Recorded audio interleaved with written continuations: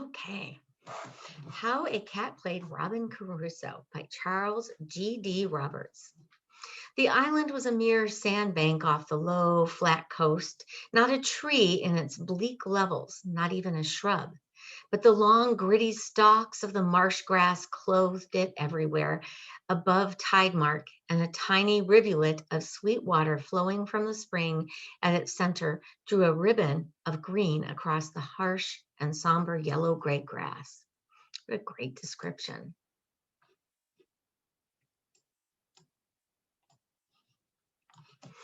A few would have chosen the island as a place to live, yet at its seaward end, changing tides were never still.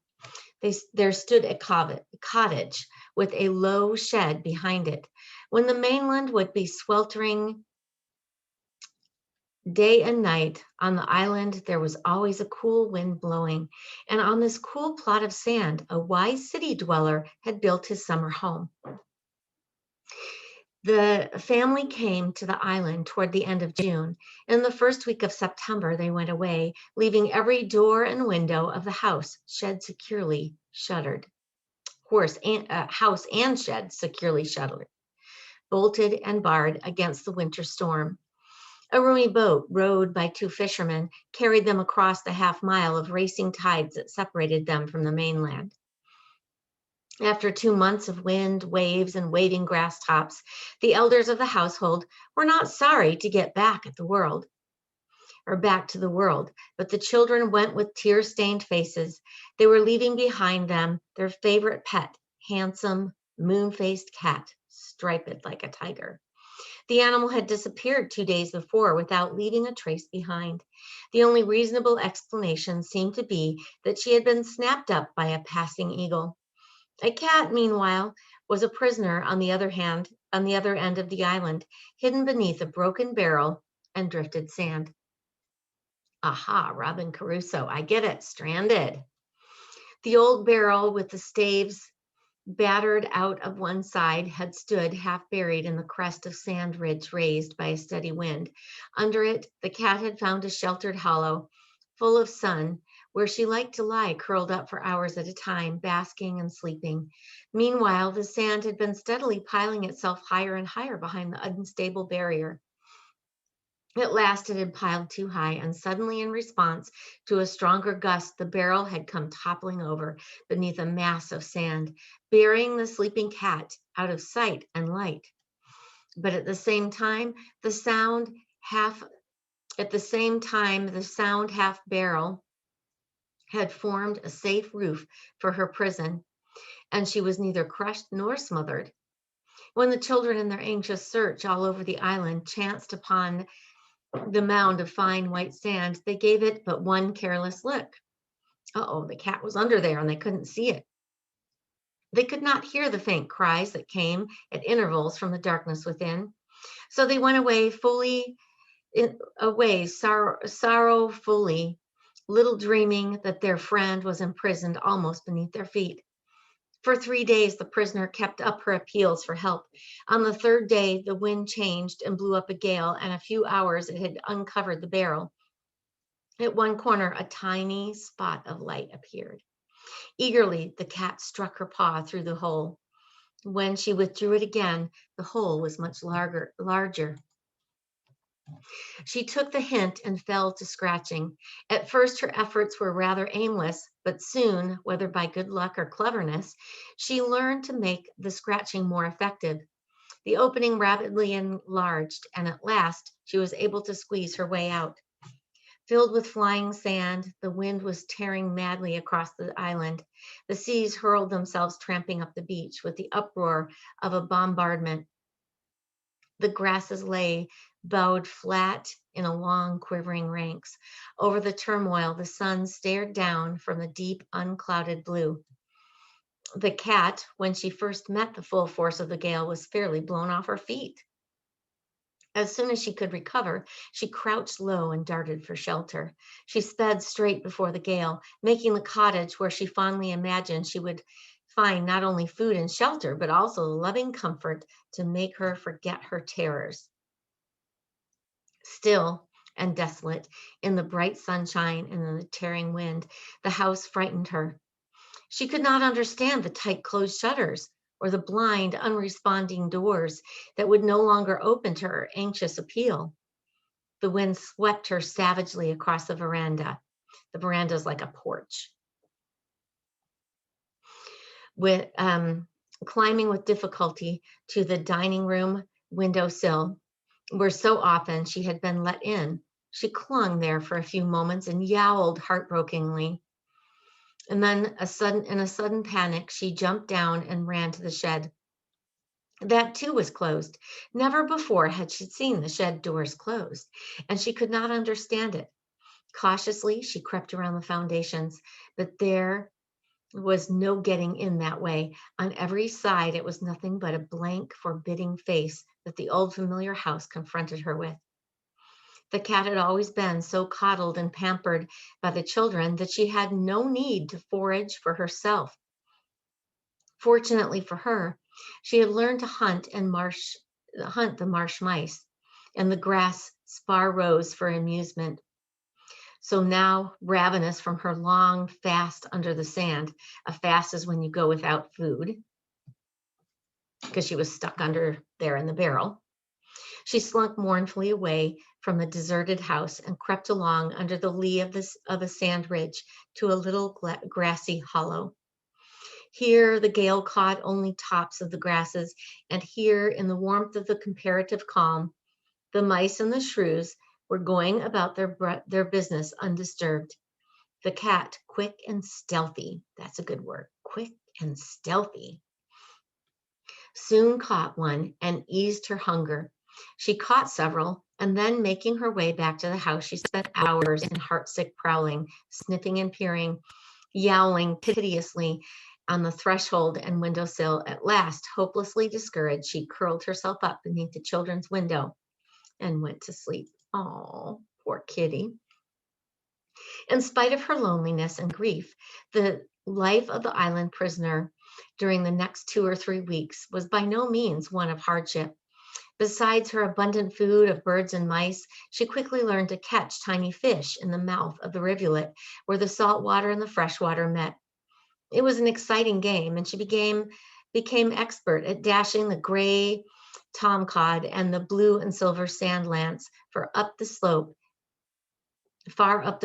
and with a sweep of her armed paw. So can you imagine? Whoosh, she grabs the fish. But when the storms wore down upon the island with the furious rain and low black clouds torn to shreds, then life became more difficult for her. Game all took to cover where it was hard to find, and it was difficult to get around in the drenched, lashing grass, and she loathed being wet. I wonder what that word means. It's difficult to get around, it's hard to get food, and she loathed being wet. Think about what that word means in context. Most of the time she went hungry, sitting sullen and desolate under the lee of the house, glaring out defiantly at the battling tumult of waves. The tone of this paragraph is kind of depressing and angry, huh? The storm lasted nearly 10 days, and on the 8th day, the abandoned wreck of a small schooner drove ashore. The battered hulk had passengers of a sort. The horde of rats got through the surf and scurried into the grass roots. They promptly made themselves at home, burrowing under the dead grass and carrying panic into the ranks of the mice and shrews. When the storm was over, and the cat had a surprise in her first long hunting expedition. Something had rustled the grass heavily, and she trailed it, expecting a particularly large, fat marsh mouse. When she pounced upon the immense old ship's rat, she got badly bitten because the ship rats are big. Such an experience had never before happened to her. At first, she felt so injured that she was on the point of backing out and running away. And then the fire of the far off ancestors awoke within her. She flung herself furiously into the fight, and the struggle was soon over. Her wounds, faithfully licked, quickly healed in that clean and healthy air, And after that, having learned how to handle such big game, she got bitten no more. So now she knows how to catch rats. During the first full moon after her abandonment, the first week in October, the island was visited by still weather and a sharp night frosts. That cat discovered that it was the most exciting to hunt by night and do her sleeping in daytime. So I'm looking here. They're talking about the cat and they're calling her. She's not telling the story. So it's not first person. It's being told in third person for point of view. She found that now, under the strange whiteness of the moon, all her game was astir, except the birds, which had fled to the mainland during the storm. Gathering the southward flight, everywhere the blanched grasses rustled, and everywhere dim little shapes went darting with thin squeaks across the ghostly white sands. Also, she made an acquaintance of a new bird, acquaintance like a friend of a new bird, which she regarded at first uneasily. So she's a little nervous at first. And then with vengeful wrath, ooh, she's mad. This was the brown marsh owl, which came over from the mainland to do some autumn mouse hunting. There were two pairs of these big, downy-winged, round-eyed hunters, and they did not know that there was a cat on the island. The cat, spying one of them as it swooped soundlessly over the silvered grass, crouched with flattened ears, with its wide spread of wing and its great round face with hooked beak and wild staring eyes, it appeared very threatening. However, she was no coward, and soon she went about her hunting, though cautiously. Suddenly, the owl caught a partial glimpse of her ears in the grass. He swooped, and at the same instant, she sprang upward to meet the assault, spitting and growling harshly and striking the unsheathed claws. That means the claws were out. With a frantic flapping of his great wings, the owl checked himself and drew back into the air. After that, the marsh owls realized that it was best not to interfere with the black striped animal with the quick spring and clutching claws. Winter deepened with the bursts of sharp, cold, and changing winds that forced the cat continually to seek new refuge. So she had to go someplace to be safe. She grew more and more unhappy and felt her homelessness keenly. Nowhere on the whole island could she find a nook where she might feel secure from both the wind and the rain. As for the old barrel, the first cause of her misfortunes, there was no help in that. The winds had long ago turned it completely over. And the open sky then drifted it full of sand and reburied it. In any case, the cat would have been afraid to go near it again. So it came about that she alone of all the island dwellers, had no shelter when there came a real winter, lost my space. Had no shelter when the real winter arrived, with snows that smothered the grass tops out of sight, and frost that lined the shore with its grinding ice cakes. Ooh. And the rats had their holes under the buried fragments of wreckage. The mice and the shrews had their deep, warm tunnels. The owls had nests in the hollow trees, far away from the forests and mainland. The cat, shivering and frightened, could do nothing but crouch against the blind walls of the unrelenting house and let the snow whirl itself about her. So that kitty is in a bad place right now. And now in her misery, I wonder what the people back on the mainland are thinking. Are they still missing the cat? And now in her misery, she found her food cut off. The mice ran secure in their hidden runaways, where the grass roots on each side gave them an easy, abundant food. The rats, too, were out of sight, digging burrows in the soft snow. The ice fringe, crumbling and heating under the ruthless tide, put an end to her fishing. But she would have tried to capture the formidable owls in her hunger. Formidable owls, remember their wide wings and their claws, so they're kind of scary.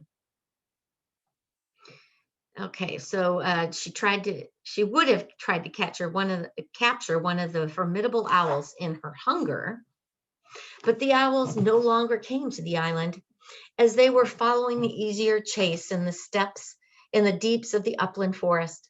When the snow stopped and the sun came out again, there fell such a keen cold that the cat had never felt before. The day, as it chanced, was Christmas, and if the cat had any idea of the calendar, she would surely have marked the day in her memory, as it proved to be an important one for her. Starving as she was, she could not sleep, but kept ceaselessly on the prowl. This was fortunate, for had she gone to sleep with no more shelter than the wall house, she would never have wakened again. In other words, she would have frozen, right? In her restlessness, she wandered to the farther side of the island, where in a sunny recess of the shore facing the mainland, she found a patch of bare sand, free of ice cakes and just uncovered by the tide. Opening upon its recess were the tiny entrances of several mouse tunnels. Close beside one of these holes in the snow, the cat crouched, quivering and intent. So she's like ready to get the mice. Never so much as twitching a whisker. At last, a mouse thrust out its little pointed head. Not daring to give it time to change its mind or take alarm, she pounced. The mouse doubled back into the narrow runway, hardly realizing that she did what she did in her desperation. The cat plunged her head and shoulders into the snow, reaching blindly after the vanished prize. By great luck, she caught it, and it was her first meal in 4 bitter days. Now she had learned a lesson. Being naturally clever and her wits being sharpened by her fierce necessity, she understood that it was possible to follow her prey a little way into the snow. Since she had wiped out the door of a particular runway, she went and crouched beside a similar one. But here she had to wait a long time before an adventurous mouse came to peer out. But this time she showed that she had learned her lesson. She pounced straight at the side of the entrance, where the instinct told her that the body of the mouse would be. One outstretched paws thus cut the quarry's retreat. Her tactics were successful. As her head went plunging into the fluffy whiteness, she felt the prize between her paws. The quarry's retreat. Don't look at the bottom of the page. See if you can figure out what that means.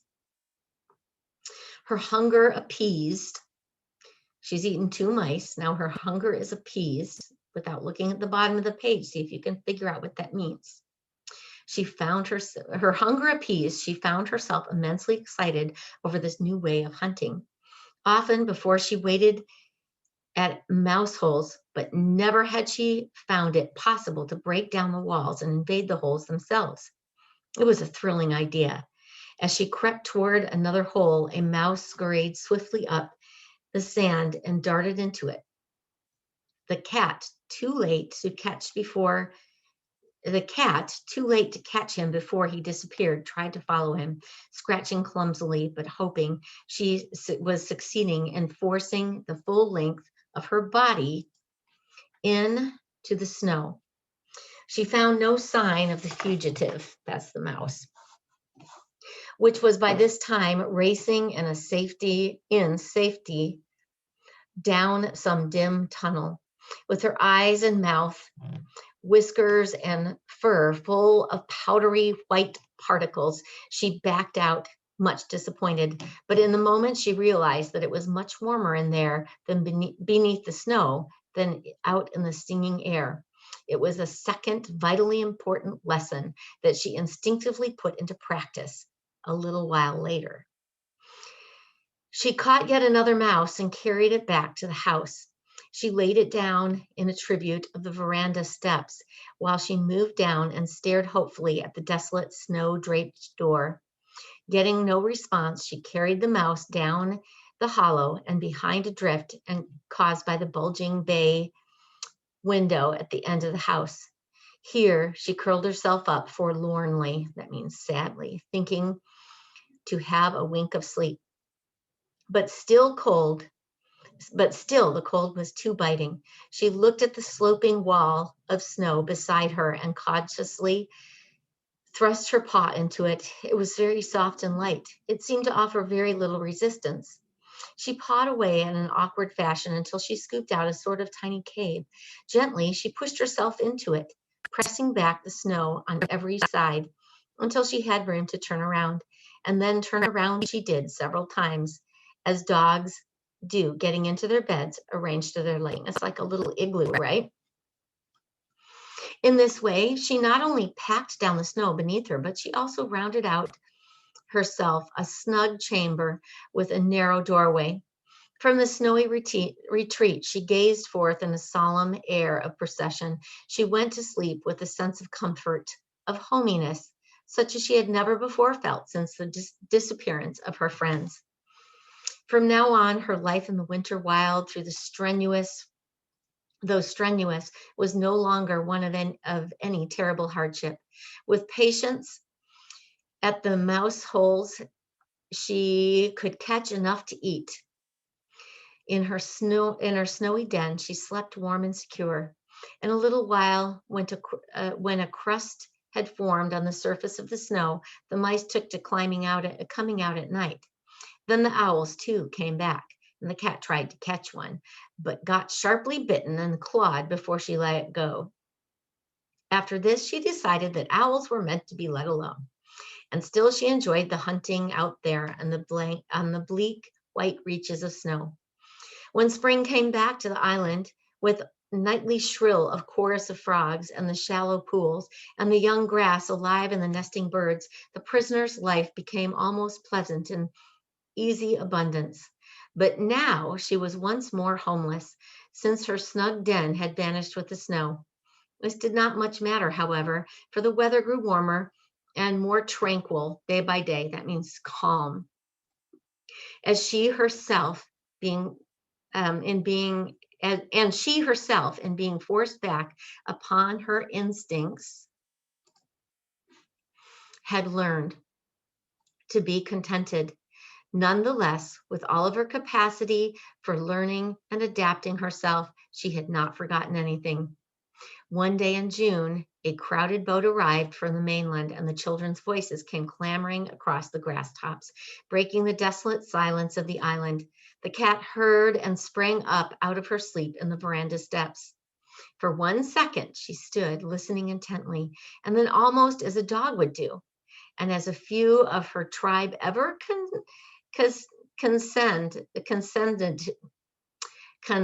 condescended to do, she went racing across the landing place to be snatched up into the arms of 4 happy children at once, and to have her fine fur ruffled into a state that would cost her an hour's careful grooming to put in order. So the family came back. And condescend, that's a word that means like I went down, right? Cats are kind of snotty, and they sort of think that they're better than anybody else. So running out to greet her humans would be sort of a condescension, like going down to a lower level, because kitties are the kings and queens of everything, right? Okay.